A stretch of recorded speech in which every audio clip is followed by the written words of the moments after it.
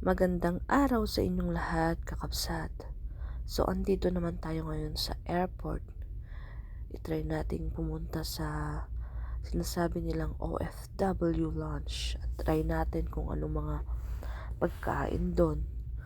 Kasi napaagang dating natin dito. Kaya, kailangan nating kumain muna bago habang hinihintay yung flight natin. So, ito nga, pumupunta na ako sa sa OFW lounge. Dito iba't ibang pagkain ng handa nila para sa mga OFW at sa mga travelers. At ito na nga, ayan OFW lounge. Daming tao.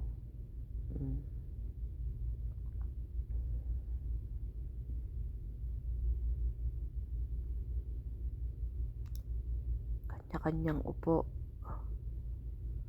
Kanya-kanyang diskarte kung paano makakain at makaupo. Ayan, ang view sa labas.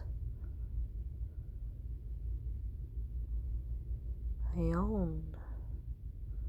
At itry naman natin ang mga pagkain nila. Ayan Mukha lang ako ng arroz caldo, kape at cupcake, chocolate cupcake. So marami, hindi ko lang na video yung mga pagkain na nila, pagpipilian. So ayun, have a good day everyone.